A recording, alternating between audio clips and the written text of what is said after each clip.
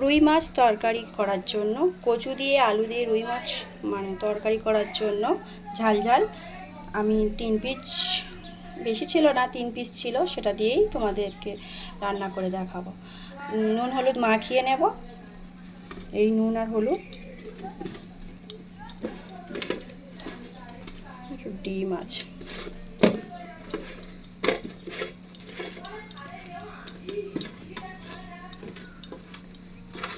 আর কড়াই তেল গরম বসিয়ে দিয়েছি।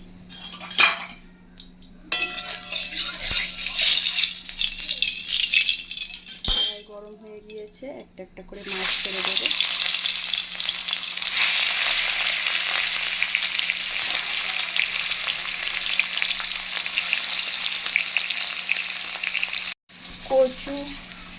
কচু আর আলু নিয়ে নিয়েছি। কচু আর আলু, একটা বড় সাইজের আলু আর 3-4টে কচু, 4-5টা কচু নিয়ে নিয়েছি। এবারে মাছটা ভাজা হয়ে গিয়েছে, এবার একটা একটা করে তুলে নেব।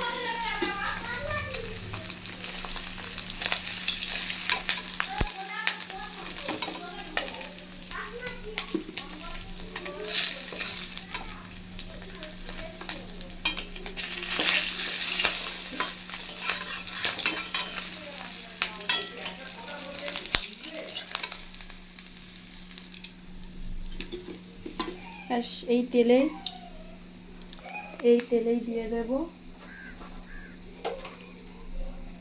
শুকনো লঙ্কা, 5 ফোড়ন,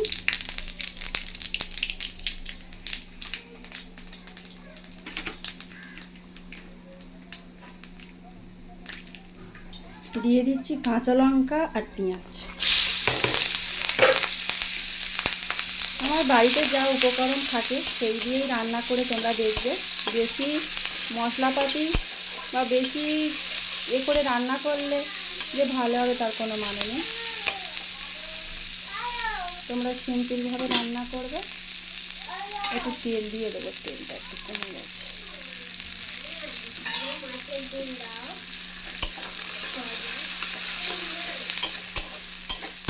সামান্য উপকরণ বাড়িতে যা থাকবে সেই দিয়েই সুন্দরভাবে রান্না করবে, দেখবে তোমাদের রান্না ভালো হবে। সামান্য উপকরণ দিয়ে।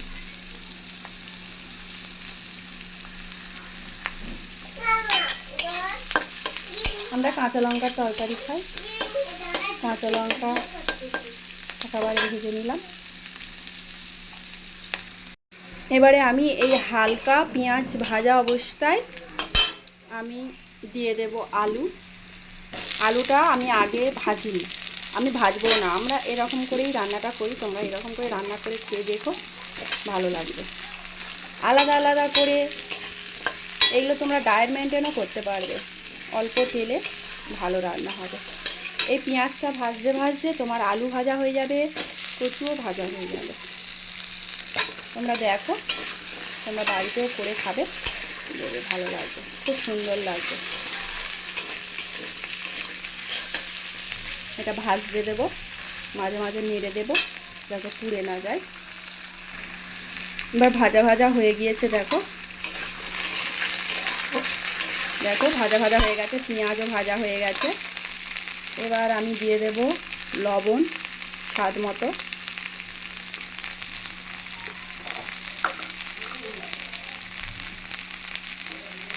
দিয়ে দিচ্ছি হলুদ।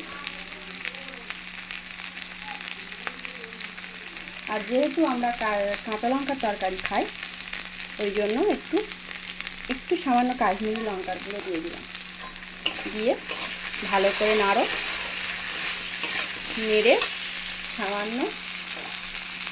সামান্য একটুকুনি এই ধনে গুঁড়ো একটু সামান্য, আর সামান্য জিরে গুঁড়ো, সামান্য, বেশি না।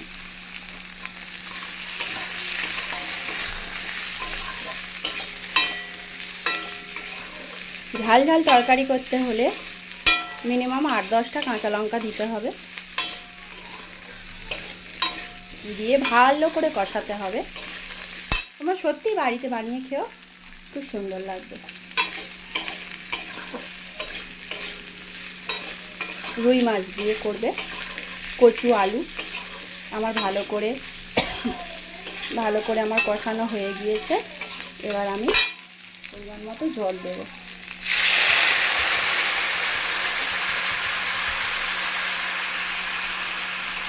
তোমরা যেমন ঝোল রাখতে চাও, একটু গাঢ় গাঢ়, একটু সামান্য ঝোল মরা তরকারি হবে, ভালো লাগবে। একটু সামান্য ঝোল ঝোল আমরা এটা যা দিয়েছি, আর একটু দিতে হবে জল, আর সামান্য একটু দেবো।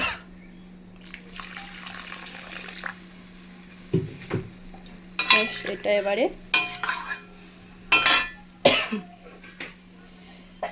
15 মিনিটের মতো চাপা দেবো।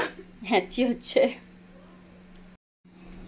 ঝোল ফুটে ফুটে হয়ে এসছে।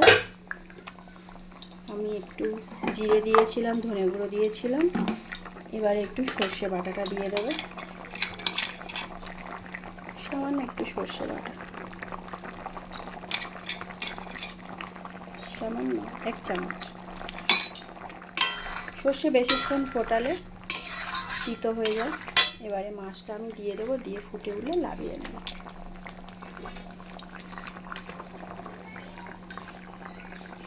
মাছটা সিদ্ধ হবে। তরকারিটা ঠিক এরকম গাঢ় গাঢ়ই থাকবে, বেশি পাতলা ঝোল হলে ভালো লাগবে না। চাপা দিয়ে দেবো তরকারিটা একটু।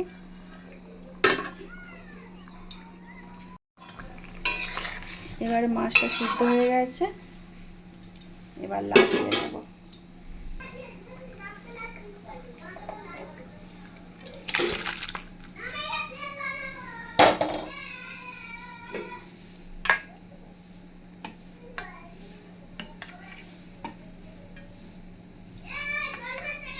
কত ঝোল আছে দেখো, এখন অনেক ঝোল আছে। তোমরা ভাবছো ঝোল নেই, তরকারিটা এরকম করে লাগালে খুব ঝোল থাকবে না, খুব থাকবে না, তরকারিটা খুব সুন্দর খেতে লাগবে। তা আমার ভিডিওটি যদি ভালো লাগে, লাইক কমেন্ট শেয়ার করে দিও। সুস্থ থেকো, ভালো থেকো।